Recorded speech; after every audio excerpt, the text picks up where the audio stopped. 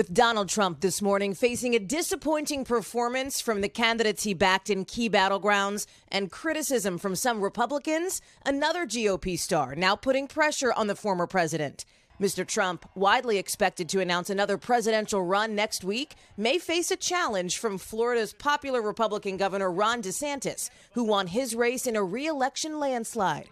We not only won election, we have rewritten the political map. It comes as Mr. Trump is taking heat from some in his party for backing candidates, including election deniers, seen as too extreme for voters in key battlegrounds. In an interview before the midterm results, Mr. Trump straddling the fence. I think if they win, I should get all the credit, and if they lose, I should not be blamed at all. But that's not how some Republicans feel. This is a time that Donald Trump is no doubt in the rearview mirror. Retiring GOP Senator Pat Toomey telling the Philadelphia Inquirer election night was a terrible night for Donald Trump and an excellent night for Governor DeSantis, with the conservative New York Post dubbing DeSantis "de future" on Tuesday, and this morning calling the former president Trumpty Dumpty, saying he had a big fall. Mr. Trump's own advisors are urging him to hold off on a presidential announcement ahead of the all-important Georgia runoff next month. I'm advising the president to hold off until after the Georgia race. And now the former president being called out by his former vice president, Mike Pence, for Mr. Trump's actions on January 6th. Pence, in a Wall Street Journal op-ed ahead of his new book, detailing the dramatic events of that day and criticizing Mr. Trump for encouraging election denials in the lead up to the violence. Pence, like DeSantis, may have his eye on the White House in the near future, but Mr. Trump seems to be more concerned about the Florida governor, posting on his social media site, "Shouldn't it be said that in 2020, I got 1.1 million more votes in Florida than Ron D. got this year? Just asking." To be clear, neither leader has officially declared a White House run, but Mr. Trump has been dropping hints repeatedly.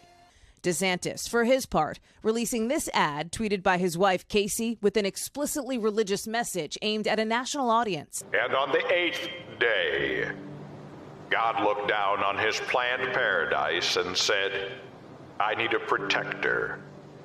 So God made a fighter. Whoever wins the GOP presidential primary would likely go up against President Biden. Our Kristen Welker asking him about a possible Trump-DeSantis showdown. It'll be fun watching them take on each other. And that looks like where this is headed right now. You're seeing Mr. Trump overnight trying to deflect blame that he's getting by pointing to the scoreboard, basically looking at the many candidates he endorsed who did win. A lot of them, though, in solidly red states and districts. But this whole thing is creating this conversation over the future direction of the party. One Republican donor telling me, hey, we got to get off the Trump train. Not everybody sees it that way, and that is what the party needs to figure out moving forward. Craig? A conversation that is certainly going to continue. Our senior Washington correspondent, Hallie Jackson. Hallie, thank you. Hey, thanks for watching. Don't miss the Today Show every weekday at 11 a.m. Eastern, 8 Pacific on our streaming channel, Today All Day. To watch, head to today.com/allday or click the link right here.